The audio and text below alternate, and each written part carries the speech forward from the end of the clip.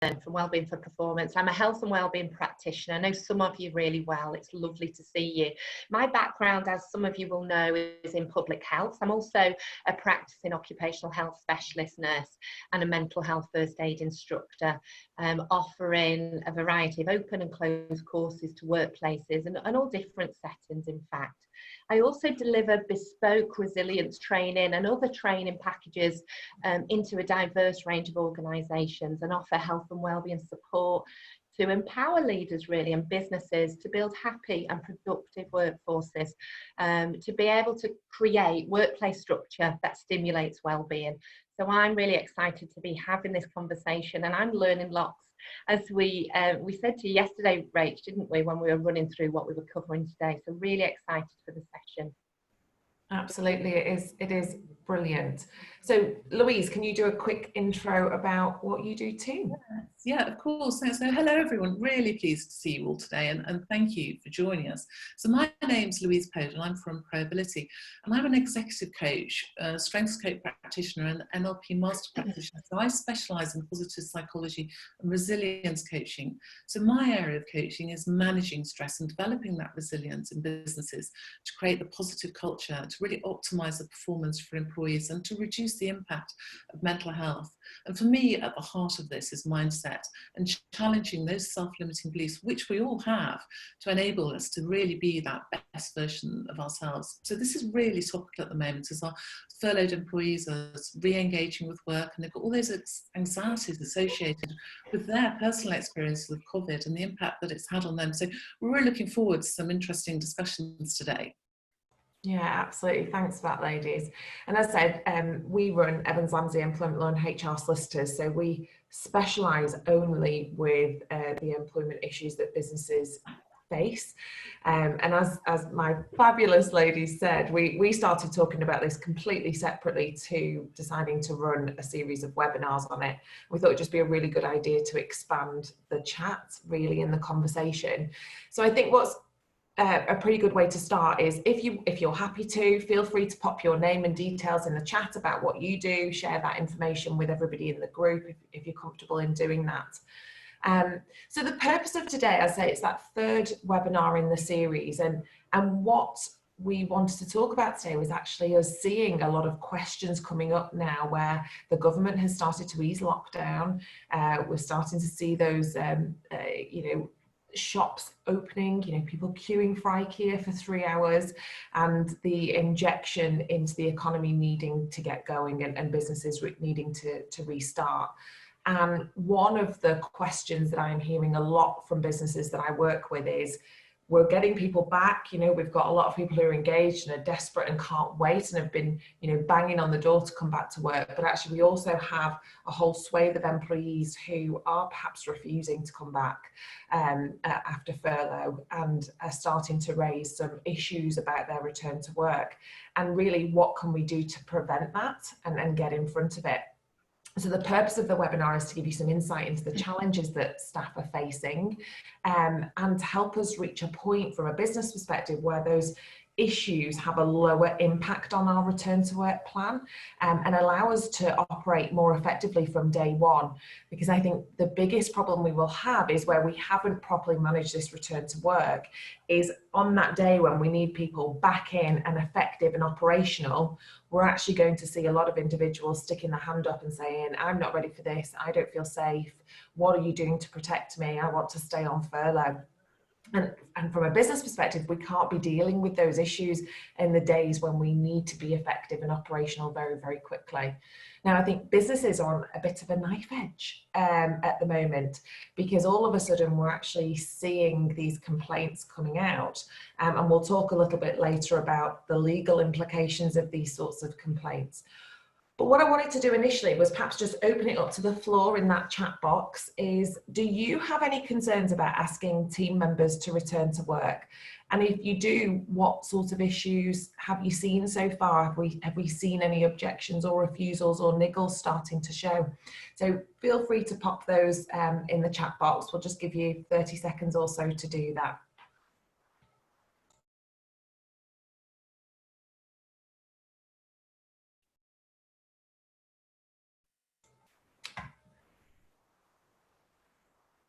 Great. So as they start to come through, what we're going to do from a webinar perspective is we're going to go over to Julie in a moment, who's going to talk us through some of the reasons why staff are going to refuse potentially to come back to work. And I think that's really important because we need, as leaders, all of the information ahead of time so that we don't get caught on the back foot. So we've just seen a couple of points coming through on the chat. People saying that they've lost confidence, they're worried about the use of public transport, absolutely relevant. Some people are saying they won't come back before a vaccine has been found. Good grief, we might be waiting quite some time if individuals are going to wait for that. Brilliant. Yeah, and I think somebody said, you know, it's really important to consider mental health at such a difficult time. And, you know, considering those working remotely options. So over to Julie, I think, initially to go through some of the issues. Thanks, Rach. It's really good. Those of you that have just joined, for me as a Mental Health First Aid England instructor, it's great to see so many of you with already who are mental health first aiders and passionate and well equipped in this difficult situation. But yeah, Rach, it's not going to be straightforward, and we wanted to look at what are those reasons going to be for potential problems, staff returning to the workplace. And you've started in the chat to express those real considerations in practice. And it's easy, isn't it, to look back and think, well, never have we before had the enormity of impact of a worldwide pandemic that has affected all of our lives in the way COVID-19 has. You know, the risk to people's health from COVID-19 are not only physical, they're psychological as well. And many of you are already saying that and recognise the importance of mental support and help. So normally our mental health is about challenging the different stresses in our lives, but this is an unprecedented stress which is affecting everyone at the same time, but potentially in a number of different ways. So many may feel that they are still coming to terms with the significant change of lockdown and schools closing and how that's impacted society and all aspects that we've seen, you know, being off, being at home, working remotely or differently for a long period of time now. You know, several months has passed, and the familiar workplace routines could feel lost or very different. And the thought of returning to work genuinely may feel problematic and perhaps a daunting concept for so many. So I think some employees may fear for their own safety. You know, some of you were saying in the chat then that people are waiting for the vaccine. And as Rach said, unfortunately, that seems quite, you know, far away at the moment. And after all, the government's stay-at-home message was very clear that that was the safe place. And because that message was in the forefront of so many people's mind for such a long period, that is going to significantly impact. We're going to have to unpick that to some degree. I'm going to talk about that later. But individuals may be concerned as well about shielding members in their family who already are highly vulnerable, and as a result are feeling scared, anxious about leaving their homes due to the ongoing health crisis and fears of infection. So some may fear a regression in their skills as well. We were talking about that only yesterday, Louise and Rachel and I were talking about, you know, carrying out the role for the necessary standard, especially if stepping back into a particularly dynamic position after being put out to rest for a little while. There's a lot of apprehension, a lot of fears from professionals who may fear losing those skills, and that in itself is a real challenge to so many. Louise, you and I were chatting yesterday. I wonder if you'd share that quality conversation about the example in the medical profession that we highlighted.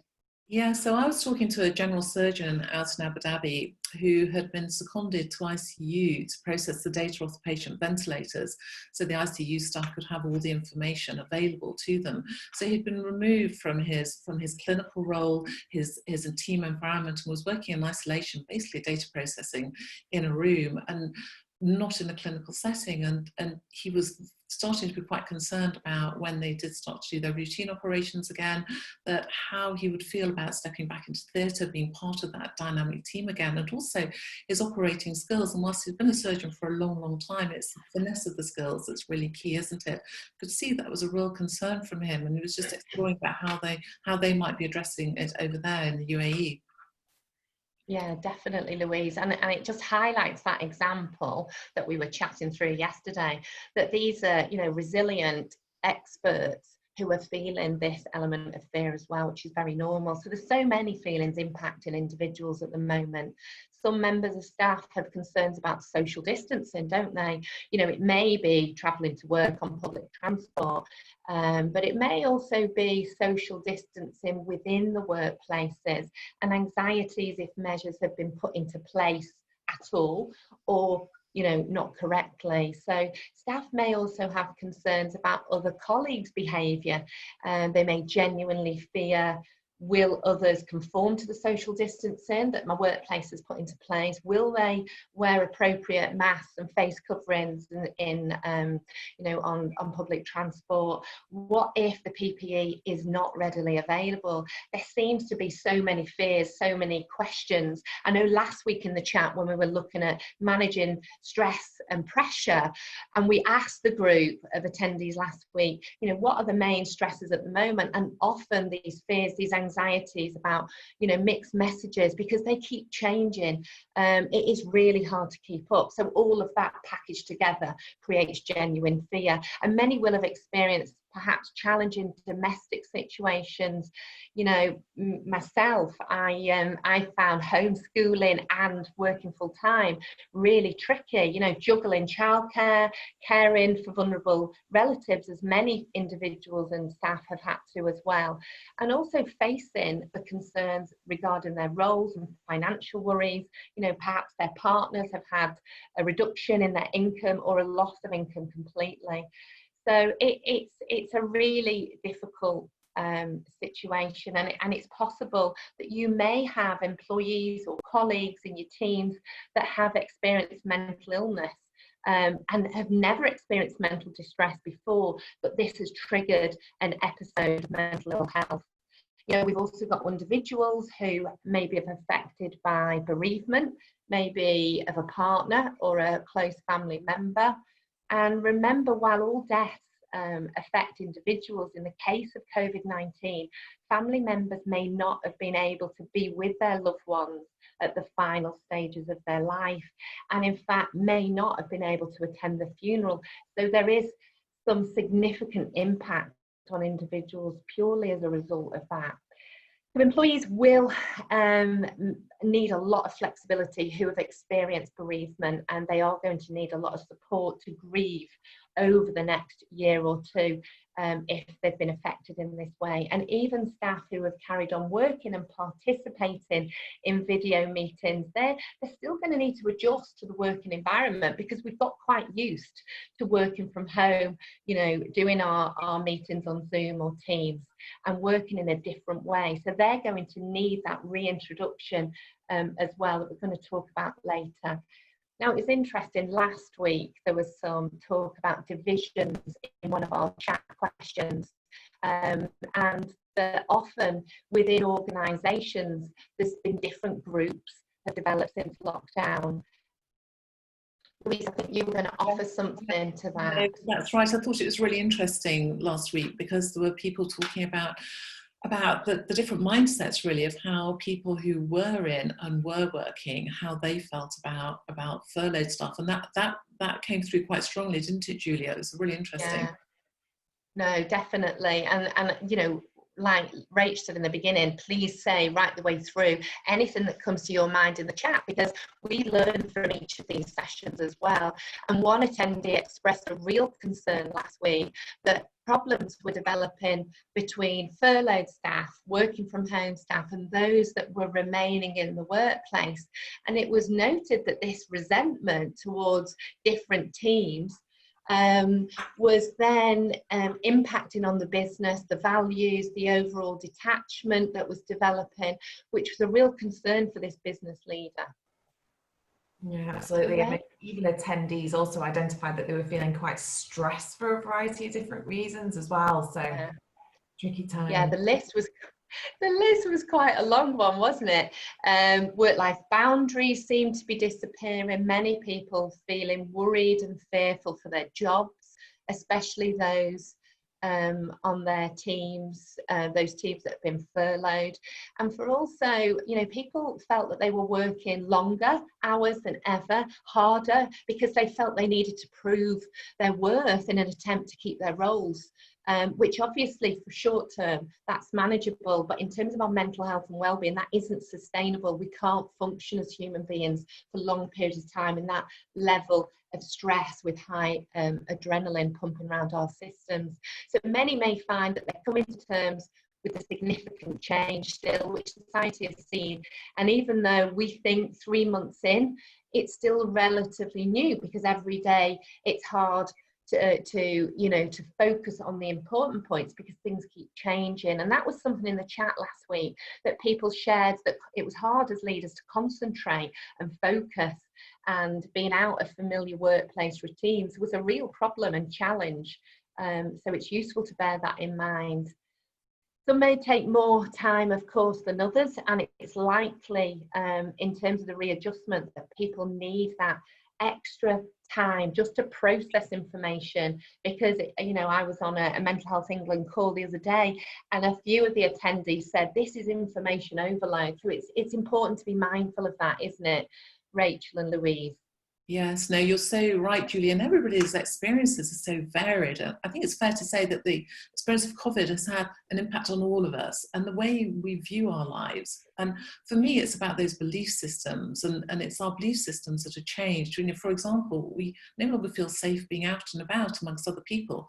And this is inevitably going to impact on our thoughts, on our emotions, our behaviours and our actions when we're put into that environment. And you can really feel from the webinars that we've been running that there's this strong hesitation in stepping back out there, working in a team environment and conducting business back on location as well. So I think really over the last 3 months, we've been subject to so much, social isolation. Some people have had illness, that loss of routine, financial difficulties. And I think it's being mindful that each employee's home lives and experience will be unique to them, and that will be reflected in the many different ways that your employees are viewing their return to work. As Julie's already mentioned, the overall message has been up until a couple of weeks ago that only go out if it's essential, and now it's go out but be alert, because the danger of COVID is ever present. And this is the context in which we require our employees to go from that isolated home environment where their comfort zone has sort of shrunk down, to being able to step up and step back out there and be that responsible, dynamic employee that they were 3 months ago. But we know nothing is going to be like it was 3 months ago because of our unique experiences and challenges which we have created within ourselves, and that those are the things that we're going to be bringing into work, and that those need to be managed. It's almost like we have an internal safety barrier that's come a whole lot higher because of COVID and our mindfulness of it. And our mindset is fundamental in how we manage these challenges. So if you just think about it, those with that negative, pipe pot, half empty type mindset will have a very different experience to those with a positive, resilient mindset. After all, it's your thoughts that will directly influence how you're feeling and how you behave, which then goes on to create your reality. So once you draw a conclusion about yourself, you're likely to look for the evidence that really reinforces your belief and discount anything that is contrary to it. And interestingly enough, back in the day, Henry Ford quoted saying, whether you think you can or you think you can't, you're right.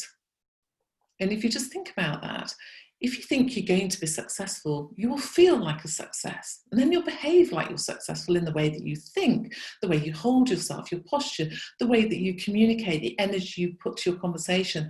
And that reinforces your belief that you are successful. But of course, it's being mindful that the converse of that is also true. And you need to guard against reinforcing those self-limiting beliefs such as, well, I'm never going to feel comfortable about working on site again. And so your challenge as a leader is understanding what sort of uncomfortable is that uncomfortable, because what you consider uncomfortable could be quite different to your employee. And it could be one of many reasons listed above that Julie's already talked about, that is a reason for their feeling uncomfortable, or it could be something quite different that you hadn't considered. And so whilst your employee continues to feel uncomfortable, they're unlikely to really fully engage with their work because their focus will be elsewhere. And this is going to be a real challenge for employees and leaders at the moment. Because there are those who are going to be really keen to work, and they're really looking forward to having that benchmark of normality back in their lives. There are those desperate to return to work because their home lives have been really challenging, and they just want to get out there. They want to step back into the workplace, that feeling of self-worth, of fulfillment, and putting their skills back into practice because particularly because their home environment has been challenging. But then you're going to get those with high levels of anxiety and fear about returning to work and everything that sits around them. And there will be really tangible reasons why those people are concerned about returning to work, and they need to be recognised and addressed. But as employers and leaders, by developing a positive mindset in your colleagues and in your teams, you'll enable them to view their return to work with clarity and logic rather than stress and anxiety. And that way you'll be able to get a much smoother path back into work. And I'd say that if you are in regular contact with your furloughed employees at the moment, you'll probably have a fairly good understanding about how they're feeling and the personal challenges that you face. So you can start to address them well ahead of time. And I was talking to a business leader the other day, and he said, gosh, it's really interesting, Louise, fairly early on I could see who was on it, who was keen to get back up, who was saying, come on, just the first opportunity, what can I do to help the business, how can I make a difference, how can we start moving forward? And then there are others who are quietly melting away in the background. So it was really interesting how you could see that shift very early on. So I'm sure as leaders you'll probably recognise that within your businesses. So having started to really look at some of those challenges around returning to work, I think it'd be really helpful now, Rach, if you could just give us an update on the furlough scheme itself, which is updated. Yeah, absolutely. So Louise is so right. We're going to see all of those changes in mindset and the path to return to work, and that is going to be accelerated. So the Coronavirus Job Retention Scheme, probably one of the most generous and effective schemes ever created, what felt overnight. I had a lot of people saying, I don't think I've ever even heard of the word furlough before. And a lot of sort of businesses that are working with saying, what does it even mean? And I said, well, I don't know. There's nothing in law. There's no use of that word furlough anywhere in any legislation. So don't get me wrong, when furlough was first announced, nobody had the answers, and we did spend a lot of time speculating and wondering if it was too good to be true. But on the 20th of March, when the country was actually told to effectively shut its doors, both businesses and employees were given a lifeline, which was fantastic. So furlough actually allowed businesses to simply shut the door, scale right back, and give them the time to focus on safety in a cost-neutral way. But as Louise said, furlough is about to change. And from the 1st of July, we're going to be able to use it much more flexibly with all of that information coming out on the 12th of June. And I think that's been a real welcomed announcement from Rishi, who I feel like, I watch or, try and watch what he's doing almost daily to follow the announcements. But that 1st of June change, 1st of July change, will give us the flexibility we need to start that economy, start the businesses ticking over again. But what will happen from the 1st of August is actually going to be a cost implication from a business side. So from the 1st of August, employers are going to have to pick up the bill for employers' NI and their pension contributions. From the 1st of September, we're going to see an increase of those contributions to 10% and those employer NI and pension contributions up to a cap. And then from the 1st of October, that's going to go up to 20%. So at a time now, we really are in that decision-making realm where businesses are going to have to decide, well, who can I bring back? When can I bring them back? What are the cost implications of that? What sort of work are we getting through the door? What resource do we need? And whilst that furlough scheme has really underpinned all of the decisions that businesses have been making, it's really going to change the way that we manage that return to work going forward. So until the end of July, businesses will be able to maintain that full benefit of the scheme, and they'll also be able to operate it more flexibly. But we can't rely on it indefinitely. And so as it starts to cost us money, we need to get people back in. Now, it's vital that we handle that return to work very carefully to reduce that exposure to the business, as at the end of the day, we catapulted staff into furlough with little or no warning in some situations, and now we've got to bring them back. And I think it's really important that we can understand how these individuals are feeling so that we can manage everybody's important parts of their lives as well as the business point. Isn't that right, Louise? Yes, no, that is so right, because as a leader you can create that clear pathway of return to work, but being mindful that there are going to be those more vulnerable employees who may need that additional support. And certainly for me, it's how you create and implement that pathway which is key to engaging and developing that positive mindset in your employees. You could have created a great external working environment, followed all the guidance, gone that extra mile to ensure it goes above and beyond the statutory requirements. But if your employees have high levels of anxiety about returning, they will really struggle to engage and certainly will not be performing at their best in that mindset. And interestingly, it was this very area that brought me into coaching all those years ago, as I'd specialised in occupational health and ergonomics.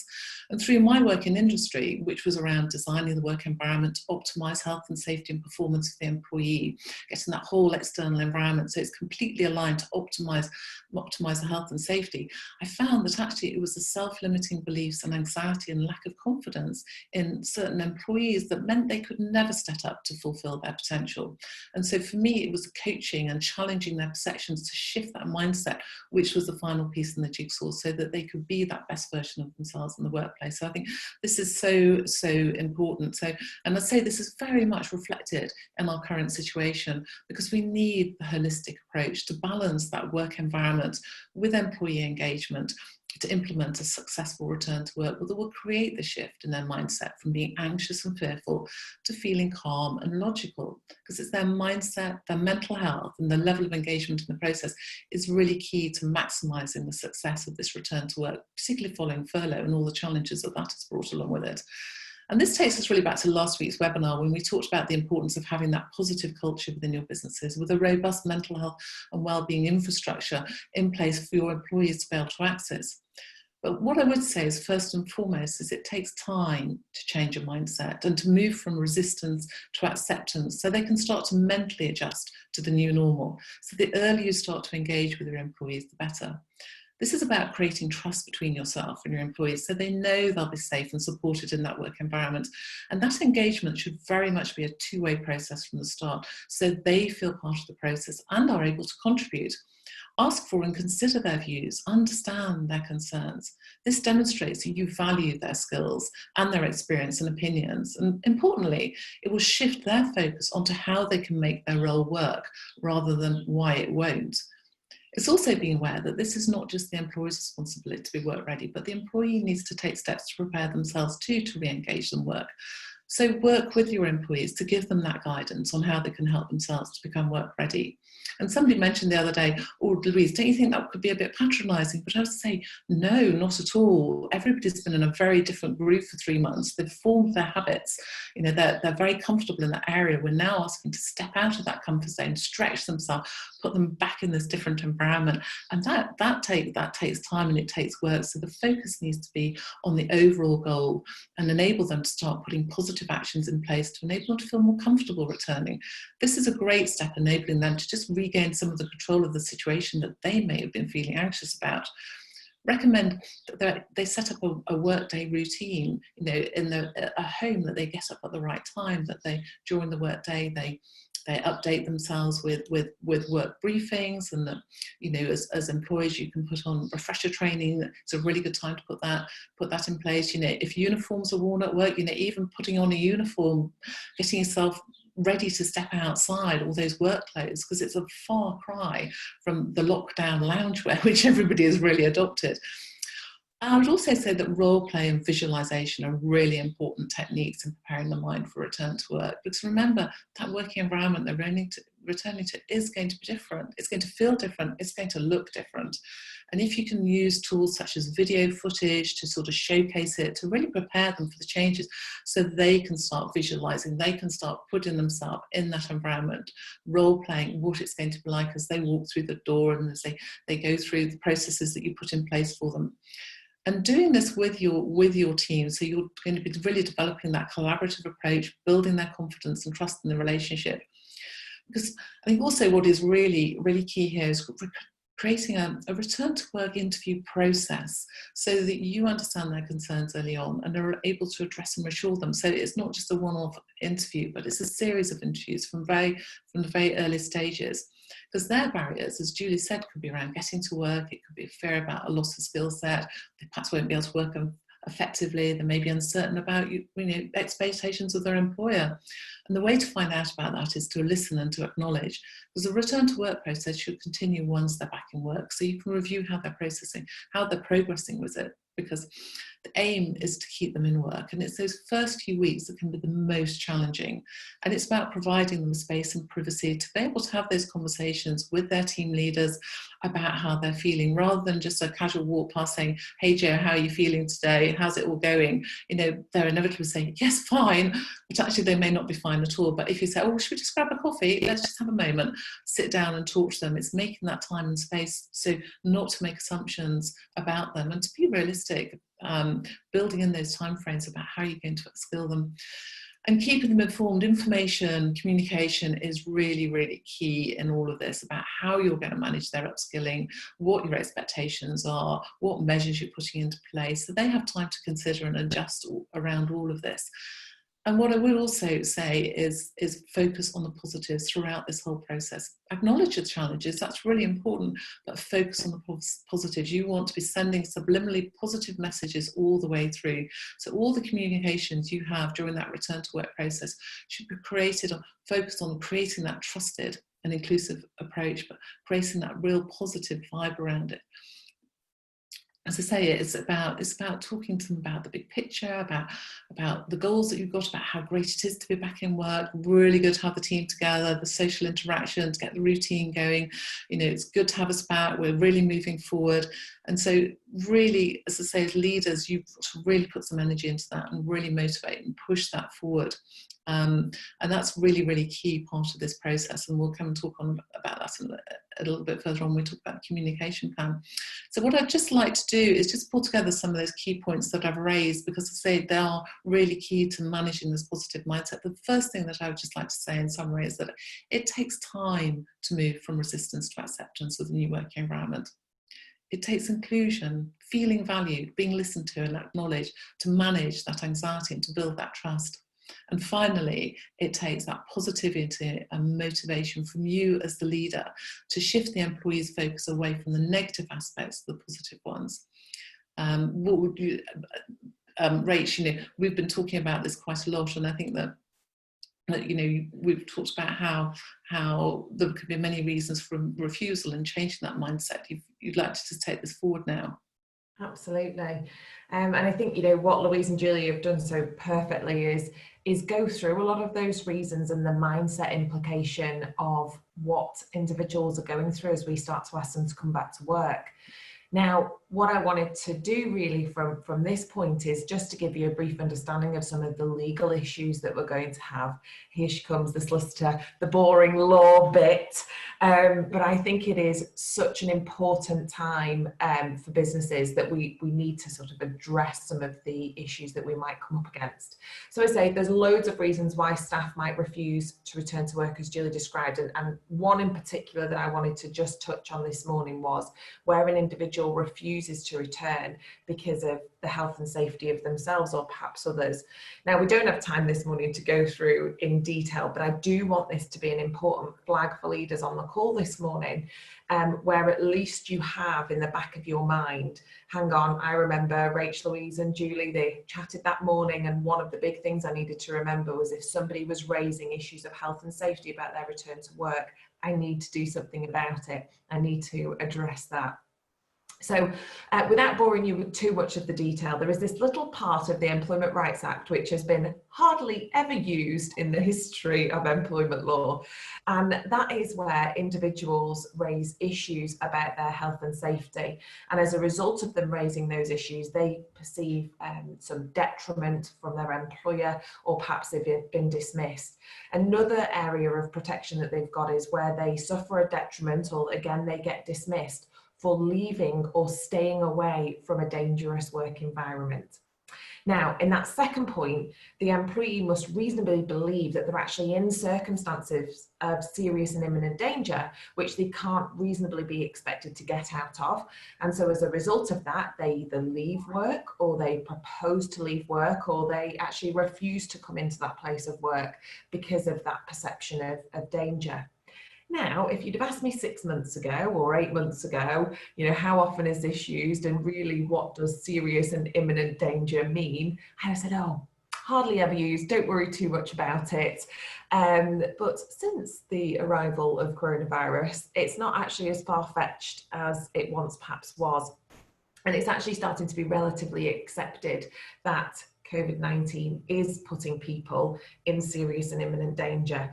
And so whilst we haven't had a case on it just yet, I would put my life on it that this is going to be quite a seriously litigated area from an employment law perspective. So how do those sort of legal points play out in real life? Well, for example, an employee could confirm to you that they don't feel safe at work, or they raise issues that we're not following perhaps government guidance, or they don't think that we're following government guidance. We then subconsciously or consciously start to perhaps sideline them. We mark them as a bit of a problematic employee. We start to notice issues with their performance, or even perhaps discipline them. Or more likely, we dismiss their concerns and leave them in what they perceive to be quite a dangerous environment. Another example of that playing out in real life is one that I think we're actually going to see lots of, and that's where the employee actually refuses to come back into work on the grounds of health and safety. And we then, as employers, because that's what we know and what we do, we start to take steps that are perhaps a little bit more formal, perhaps around a disciplinary process or formal meetings with this individual, where we're saying, you have a contract of employment in place, you are required to do your job, you need to be in work and doing that. And without careful management, and certainly with, I wouldn't advise we do anything too drastic without legal advice, those two issues could be an absolute recipe for disaster.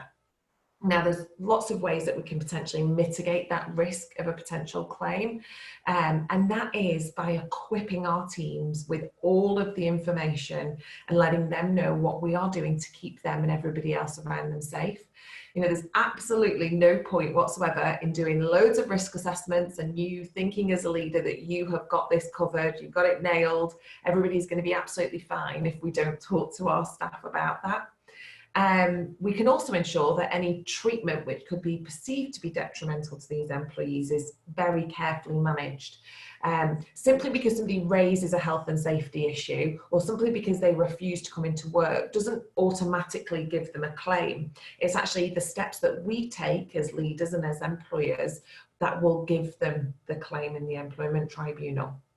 So the last thing we need right now as businesses, when we're trying to safeguard the future of our business and of the income that our business generates, is actually landing ourselves in the employment tribunal, because I think that's something that can easily happen.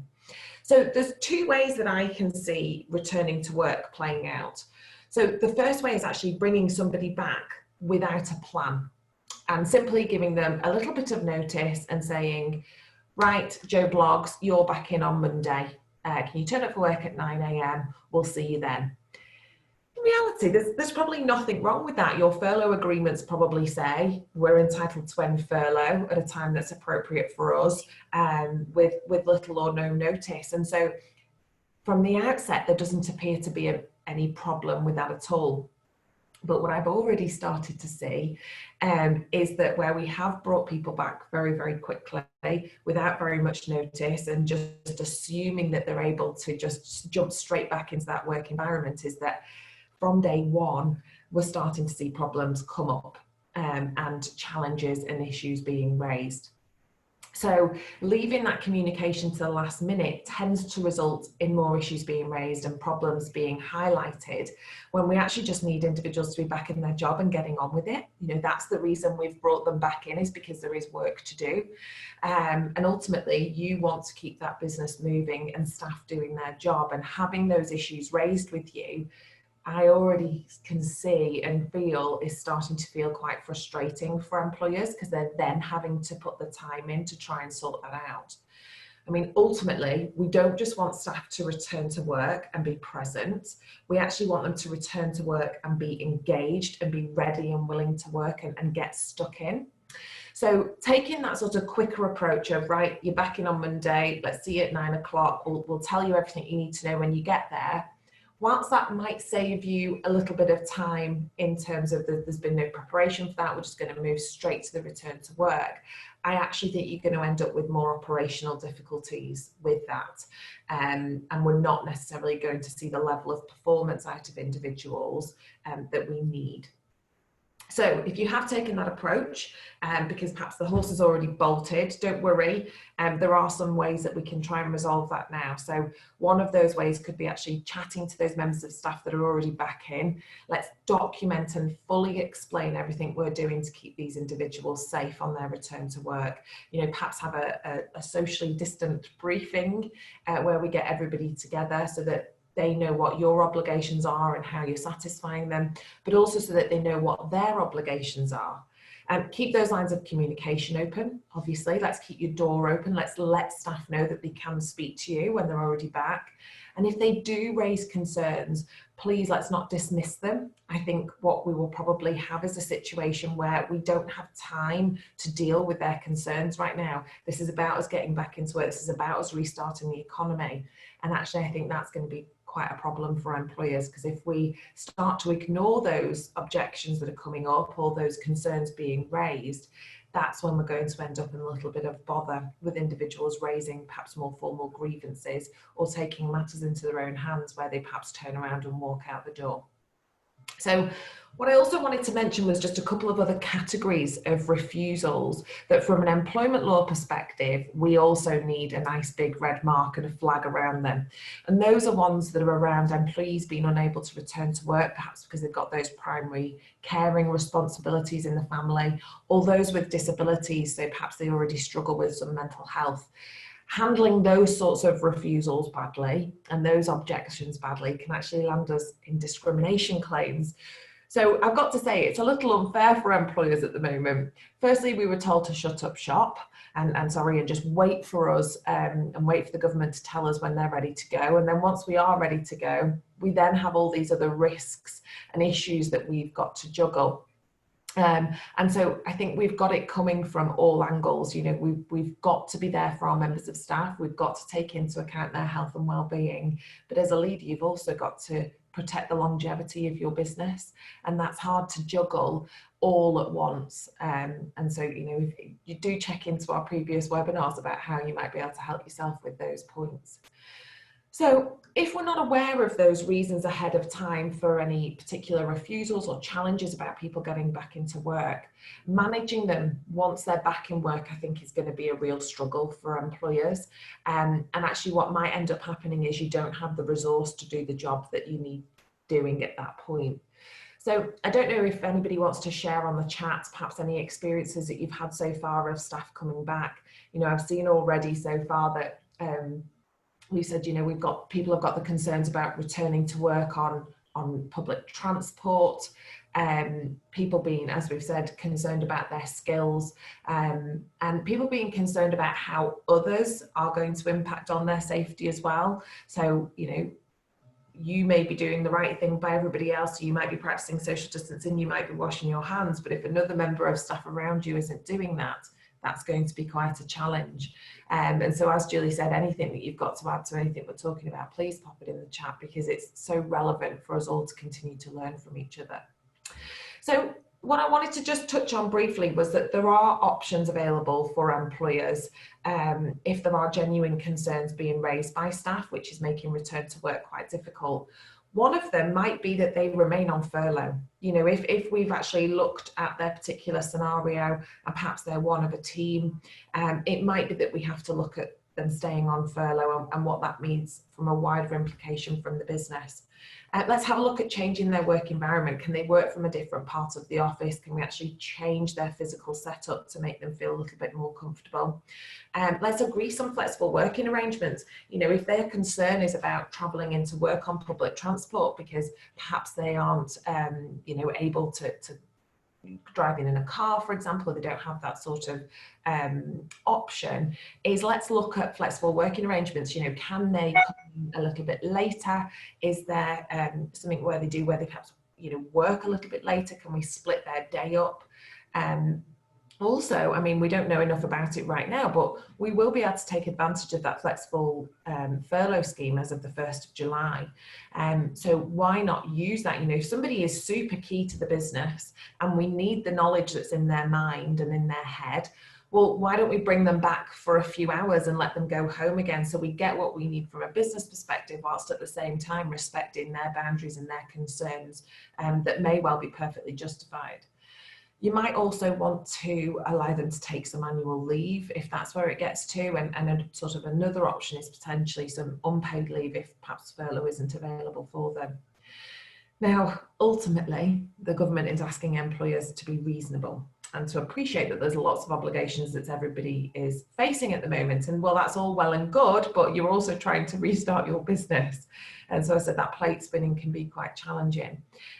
We are going to be judged by our actions and by the steps that we take, and we'll be measured by that if we are challenged. And the last thing you want is a grievance landing on your desk to say, you didn't do enough. You didn't keep me safe. You didn't make me feel like I was returning to an environment where I thought you were taking my health and safety seriously.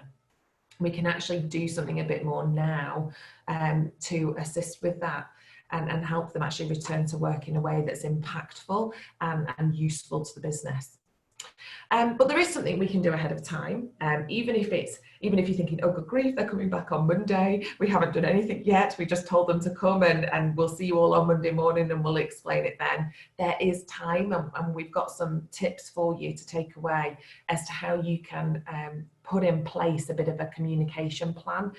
What that will do is it will reduce the impact and likelihood of refusals, and it will reduce that operational nightmare of when people first get back into the office, starting to challenge their environment or challenge you and what you're doing to keep them safe. What we'll do is we're going to give you this toolkit so you can avoid all of those problems coming up and really help you get operational as quickly as possible, and so that you've got visibility of any problems you're going to have ahead of time.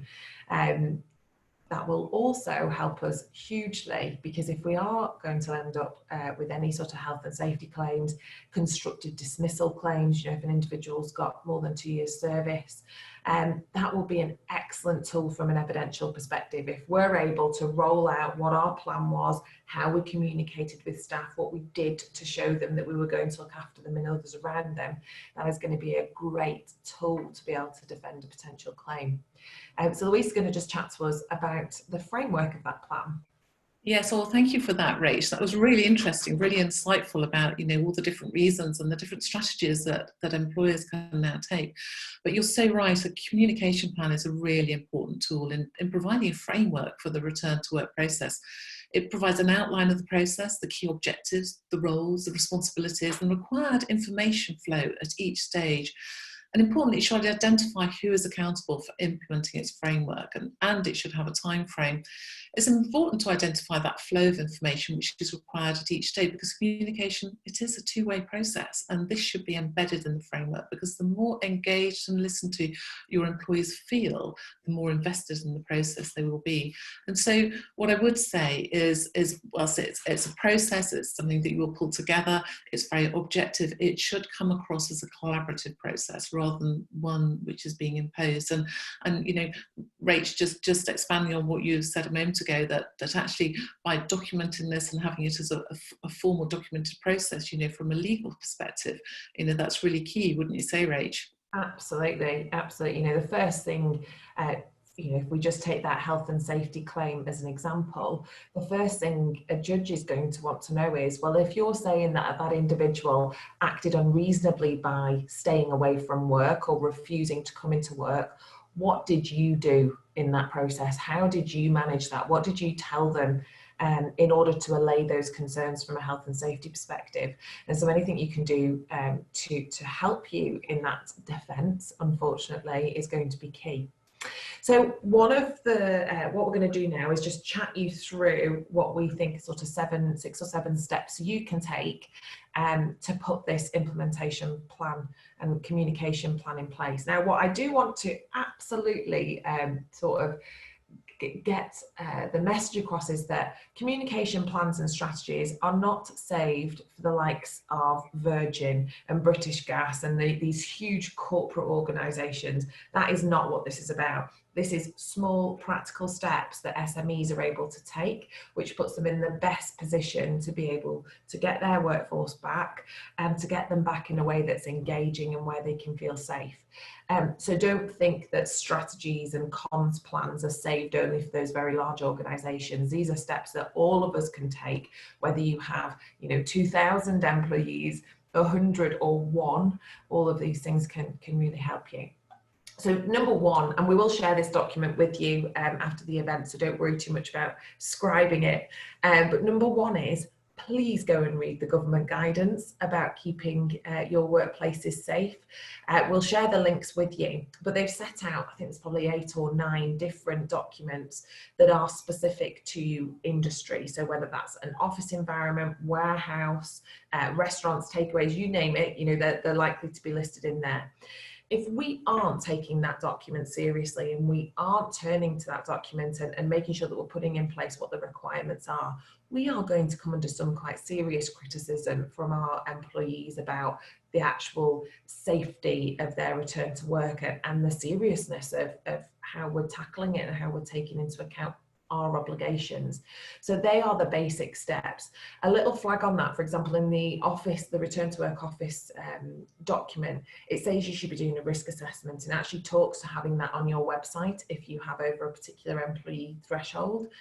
So there are just some basic things that we're able to do. So that's got to be step 1, is go and have a look at the guidance that the government has set out about returning to work safely. Step 2 is let's email staff ahead of time.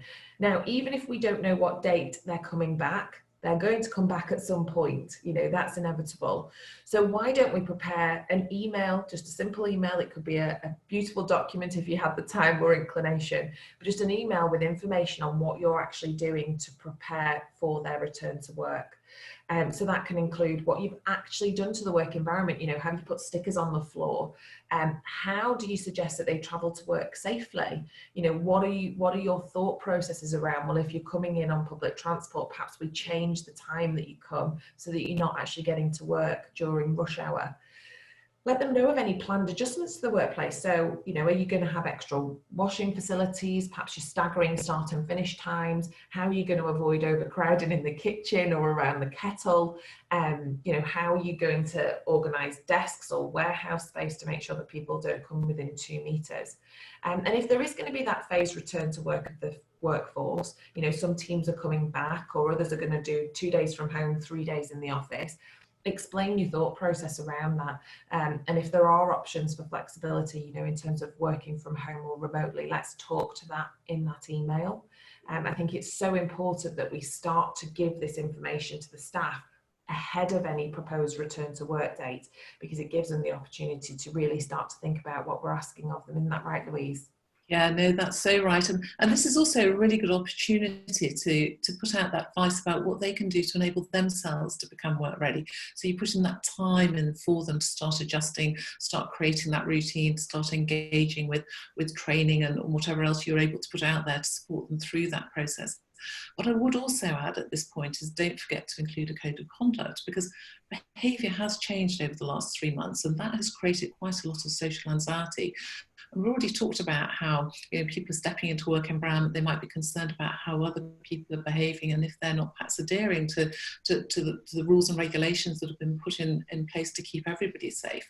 But it can be very uncomfortable turning to a colleague and saying, actually, do you know what, you're way too close to me, I feel really uncomfortable, would you mind stepping away?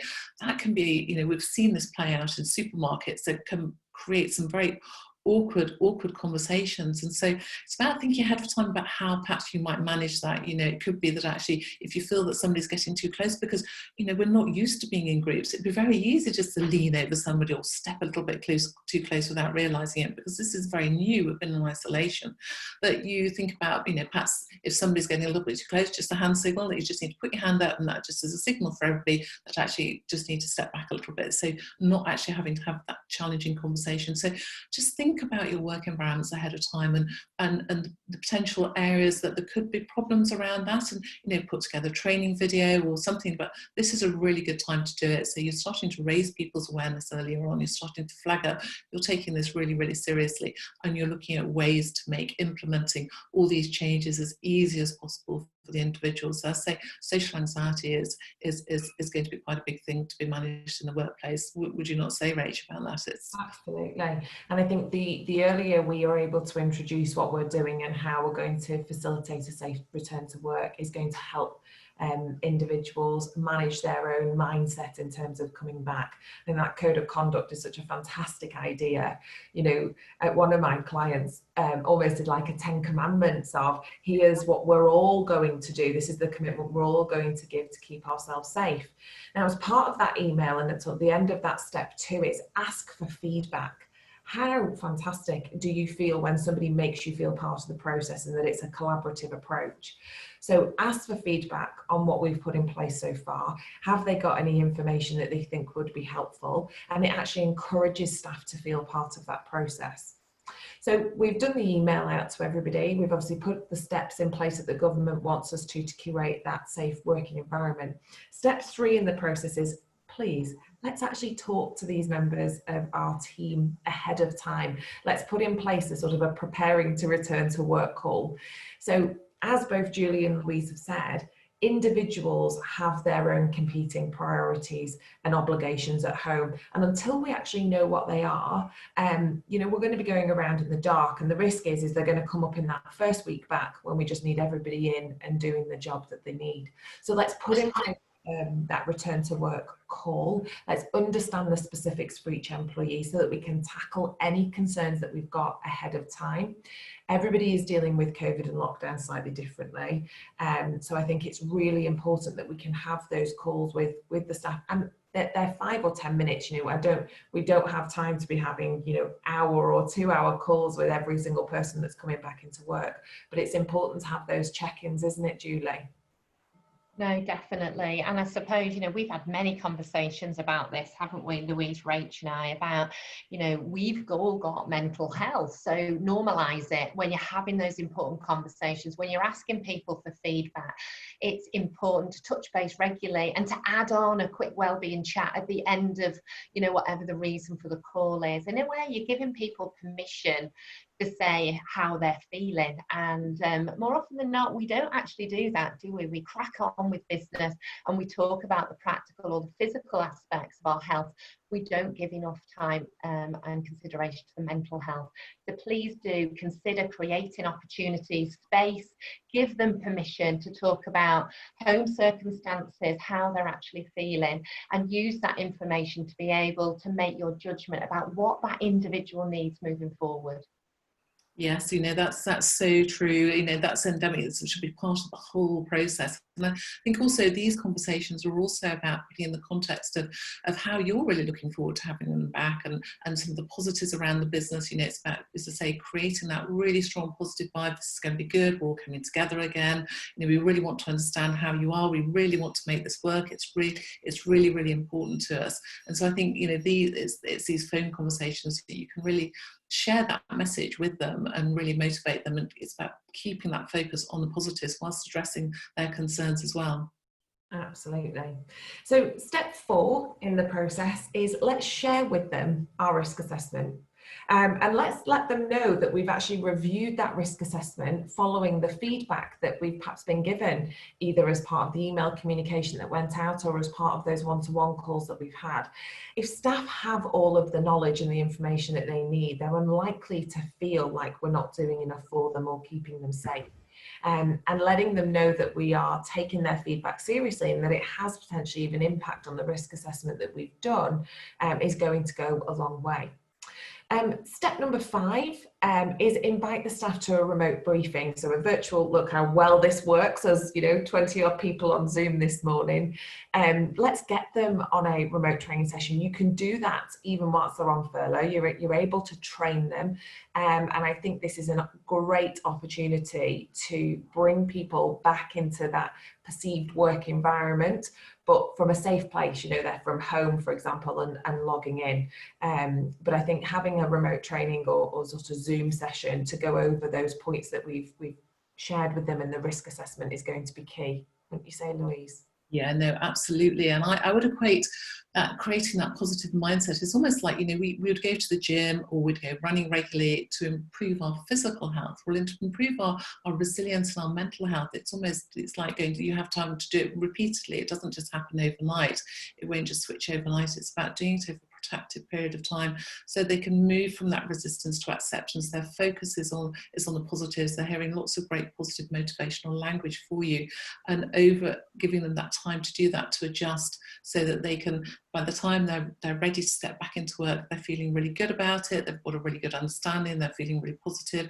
They're feeling supported, and they're really looking forward to it. So you're really energizing them through this process. Absolutely, Rach. Great. And so last couple of steps. Step 6 is almost a bit of a fluid step, but the moment when you have a date in mind to bring some people back, please let's communicate that with them. Let's talk to them with as much notice as possible about that date, even if there might be a slip to that. I think of some of the hospitality clients that I work with, and we're working towards this 4th of July-ish, maybe, don't know, not sure. But having that honesty and that sort of very frank approach with your team about, look, we're waiting for information as much as you are, but I want you to know this is the date that we're thinking that we're going to be able to come back, I think goes a really long way to helping them get ready, from a resilient mindset perspective. Isn't that right, Lou? Yeah, no, absolutely. And I think, don't underestimate the impact of social anxiety and how people feel about stepping out, being in groups again, working with teams, how other people are going to behave. And the more you can preempt that and make them feel okay about that and introduce it slowly, then the less of an issue it will be for you, because it is a really big change. Since when have we been isolated for 3 months, and we get very used to that. And when we first step out, it can feel really weird and really bizarre and make us feel quite uncomfortable. And that's not the mindset you want people to be in when they're stepping back into work. You want them to feel ready, you want to feel positive, you want them to have addressed these things along the way. So I would absolutely go along with that. Fantastic. Step 7 is something that we should be doing, depending on how long your plan is. If we're talking that this is a week plan, that's only going to take you a few days to implement, this step perhaps isn't the one. But if you've got a bit of time, let's do weekly updates to the team, and signpost them for support, and actually point them in directions. I just wanted to point out that Simon, who's on the call this morning, said it's really important that staff are trained to understand how to approach other staff with perhaps autism or ADHD or anxiety or other diagnosed conditions. Absolutely key. And I think we need to, as employers, signpost our staff to training, but also to other areas they can get support from. Isn't that right, Julie? Oh, definitely, and that's a really valid point that Sam just mentioned. It's anyone with any neurodiversity, any condition. Really, we need to be genuine. We need to talk with empathy, don't we? And we need to be supportive. And you're right, signposting people appropriately, because not everyone is going to be able to come back to work positive and upbeat. There are going to be huge challenges. So making sure that you're aware of what workplace benefits and support is in place, and then trying to signpost people to share that information. It may be sending them a link regularly, just putting the telephone number of the EAP, the Employee Assistance Programme number, so that people know that they do have benefits. There is always someone to talk to day or night, depending on their situation. And we know that early intervention is key with any mental health problem. So referring early as leaders is really important as well. If you identify someone struggling, if you're noticing signs of distress, early. If someone perhaps does have a pre-existing mental health problem, they need to be on your radar. Refer early to occupational health if you have that option, and express concerns with the employees. Ask them what they need, how you can help, and signpost them to appropriate professionals. And some of that may be those professionals in the community if you don't have employee assistance program, healthcare or occupational health. So it may just be your GP. There's loads of different websites out there. We will be sending you some of the top links in terms of resources to be able to share that with you, so that you can pass that on to staff proactively to support them to manage their stress. You know, if they're in a caring role, then obviously we can also signpost individuals to the Carers UK, Carers Trust. Those of you who are mental health first aiders, you'll be mindful that the resources that you get on the 2-day accredited course are phenomenal, and now go back and have a look at those resource section. I've been using them on a daily basis to signpost people. Don't forget what you already have, the skills that you already have, to be genuine, empathetic, but encourage people to get help early, I think is the message, Rach. Absolutely. And then the last step, and I say this shouldn't be a difficult process to follow, but that last step is making sure when they do return to work that we keep those lines of communication going. Let's keep that door open. Let's welcome them back. Let's just briefly run over what they already know. You know, these sessions aren't then going to have to run for hours in the morning on somebody's first day back, where we try and update them with all the health and safety implications. That's all done. You know, somebody should be able to come back. They know exactly where they're going. They know exactly how their environment's been impacted. They know exactly what's expected of them. So that day back to the office or to the warehouse or to whatever work environment you're in is really straightforward. We've dealt with all of the concerns and all of their questions, and it's just a matter of getting back to work and to the job at hand to give the business the opportunity to get through what could be a particularly difficult time for them. Ultimately, we're giving staff the opportunity and the power to raise issues with us, but they already have the knowledge. They have all the information that they need, and so it should hopefully keep those issues at bay during those first few weeks back, when you need everybody back in and operational. And all of those steps, even if you just use one or two of them, all of those steps will give you a fighting chance at avoiding potentially a health and safety claim that might come up. It might avoid additional sickness absence, you know, because ultimately that's something that individuals could do, is if they don't feel like they're getting the support or they don't feel safe. If you've got nice occupational health, occupational sickness provisions, they might then turn to that. And that again is not something that a business needs right now, when you need people on the ground actually doing the work. So those are our sort of 8 steps, but I think it'd be really nice if Julie, you wouldn't mind just briefly telling us about why all of those steps are so important from that health and well-being perspective.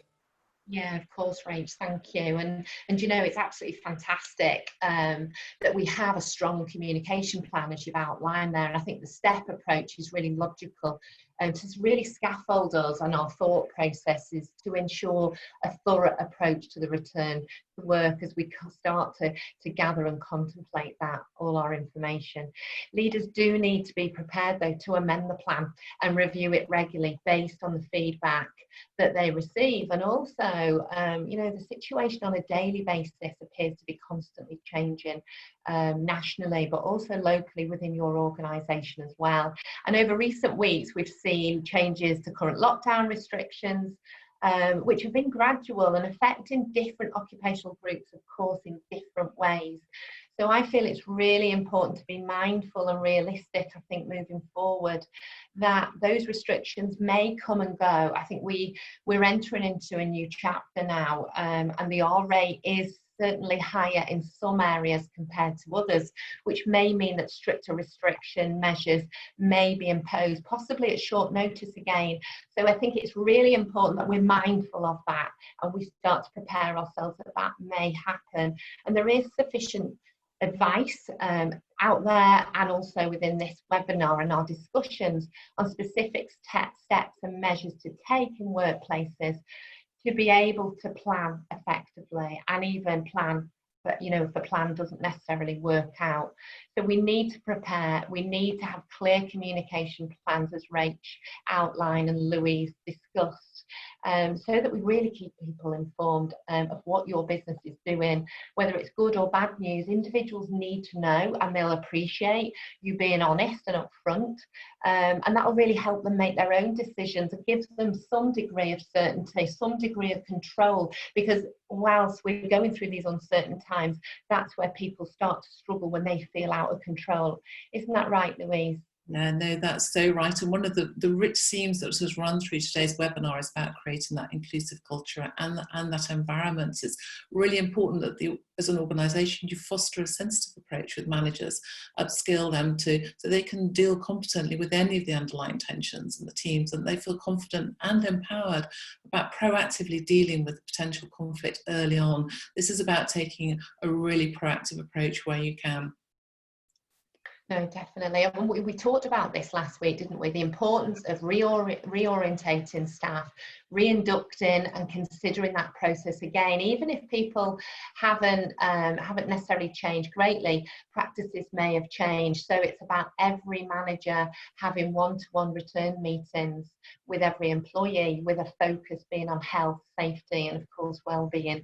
So managers need to feel that they've got the skills to be able to do that as well, to have those open discussions, because if we're asking people and giving permission for individuals to share all sorts of aspects of their home life, or fears and anxieties and what's troubling them, we do need to be mindful that we are equipped to be able to then move that information forward and to discuss possible adjustments or ongoing support that's required to effectively return that person back to work. So this is especially as important for those people who have been furloughed, and should topics cover sorts of things like changes of procedures, how specific customer queries have been handled, how they may be handled differently in the future, maybe supplier arrangements have changed, all these different aspects that you as leaders may have found have naturally changed. We've got to remember that there's been chunks of periods of time that have been missed, and having those strands of inequality, those protected characteristics, those people with neurodiverse conditions on the radar is really important. And how we actually communicate with those individuals, making sure that we may verbalise it, but then we back that up with written documentation as well, which is more concrete in our communication approach. So employees who have experienced bereavement, we also need to have them on the radar. And as we said earlier,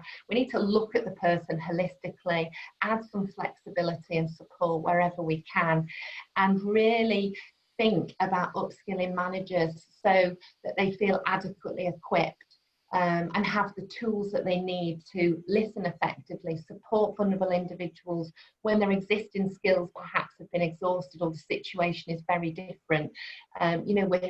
We're facing difficult challenges and difficult times, so it's important that we work collaboratively in this approach and pay specific attention to staff who have those individual requirements or who have those existing mental health diagnoses or physical health diagnoses. Maybe they've got a disability, maybe they, as Rach said, fall into a special case category, maybe there's childcare issues or caring responsibilities. It's really important that they are in the forefront of your mind. And as Rach mentioned earlier, it may not be possible for some people to swiftly return to normal. Especially, yesterday we were hearing a potential setback in schools returning to school, and that's going to impact again on the workplace and what individuals can do. So be aware of all these reasonable adjustments that you have in your toolkit and different situations. Make sure you gather all your information, talk to your HR experts and gather that information early. And equally, many people who didn't previously have mental health conditions may well have experienced mental health distress and challenges through this difficult period. So perhaps have everyone on the radar and try and have these wellbeing chats informally to identify perhaps new people that are posing with some mental health challenges. I can only reinforce what Louise said about looking at the individual holistically. We often look what's on the outside or what someone's telling us. So it's skillfully using those open, non-threatening style questions to try and understand what's going on for the individual. And remember that recovery is likely, but it may not be instantly. It's a journey rather than a destination for many of us. So it's really an enormous amount of optimism, as Louise was talking about, but commitment and collaboration with all parties within organisations that's going to be key here as we start to embrace the new ways of working. And as Rach was saying, we need to have our step-by-step plan that's well orchestrated, well implemented thoroughly, and taken into account home and work circumstances in order to achieve and succeed, of course.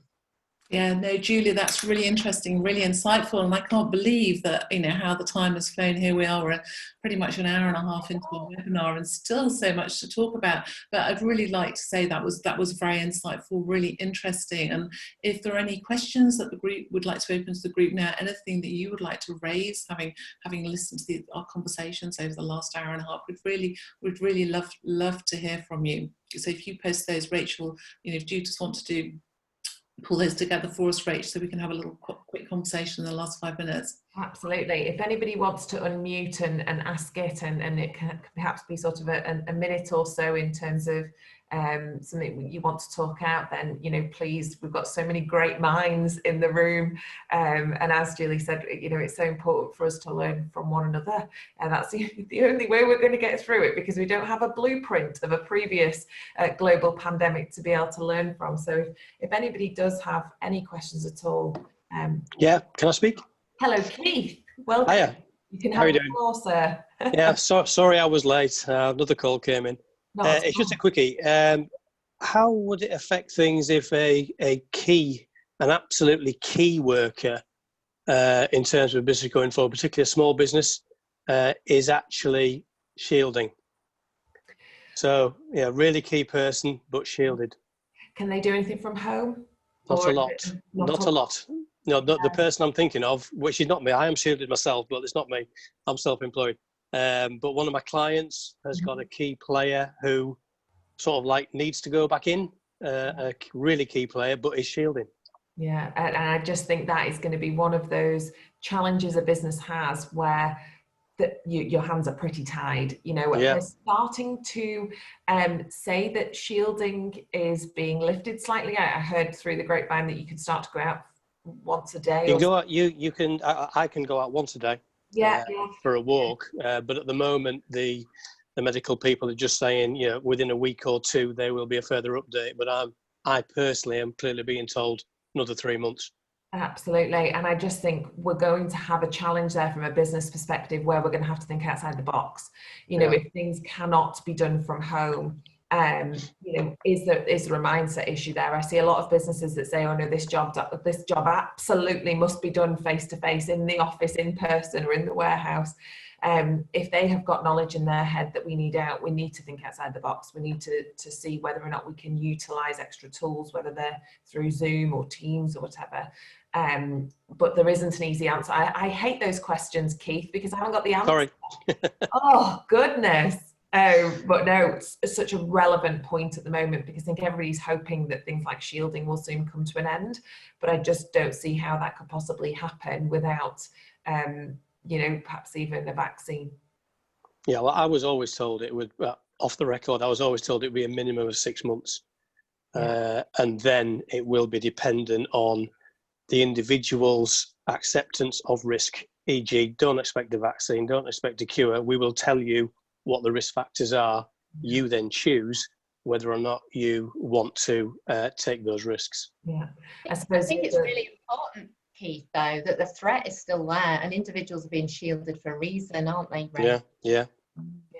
I suppose some businesses will eventually have to get to the point where they say, can we keep this position open for somebody? And all I can, a massive flag at this point, if anybody gets to having that chat, please take some legal advice, because there's a whole host of issues in respect of that. I think there's an awful lot of goodwill around, and certainly the particular client I'm talking about here, you know, is not at the point of saying, right, you know, they have to go. Yeah. But at some point, that may arise, that shielded people are just viewed as if they're unable / unwilling to go back to work under the circumstances pertaining at the time, that it ends up being, okay, you got to go. Right, you're right, and a real that's a huge challenge that, you know, I think we'll certainly see play out over the next few months. Yeah. So, okay, Thank you. Thank you, Keith. That was fantastic, and such an important point that I think is going to be a challenge in the weeks and months to come. So we have one more webinar. Well, so far one more webinar in our series of 4 that we'd agreed, and it will be in a couple of weeks' time. So it's going to be on the 24th of June, because we want to give everybody the opportunity to have a go with some of the tools that we have sort of outlined. But we would love to hear back from people who have engaged in these webinars to see what you want. What are the pressing concerns that you have? It might even be that we do a roundtable Q&A where we'll get some questions in advance and then actually answer questions on the floor, because I think we're in such a fluid environment now where things continue to change on a day-to-day basis. We're even in a situation where Wales and Scotland are not in line with what, you know, England is doing, and so it's good for everybody to continue to share the knowledge and their expertise that they've got. So you will get a follow-up after today asking you to engage in that process and let us have your feedback, anything at all. If you think this session's been useful, or if there's any way that we could improve and continue to support and help you, please let us know. We are going to be opening a Facebook group, because I think there's so much expertise in the room that we should all, as I say, continue to learn from one another, and be there for each other, actually, because as leaders, we also need to look after ourselves. We try and be very, very selfless, but Julie said a couple of weeks ago, you can't pour from an empty cup. So if your cup is empty, you need to have a look and see how you might be able to refill that. So I just wanted to say a huge thank you to Louise and Julie for, as ever, providing such insightful information into a very tricky environment. And you know, it's so wonderful from my perspective, because I obviously deal about the employment law and HR, and often it's very goal driven and from a business and very commercial side. And so it's really important that we're able to bring in those extra pieces of the jigsaw puzzle, because ultimately that's how businesses are going to be more effective if their staff are in the centre of their approach.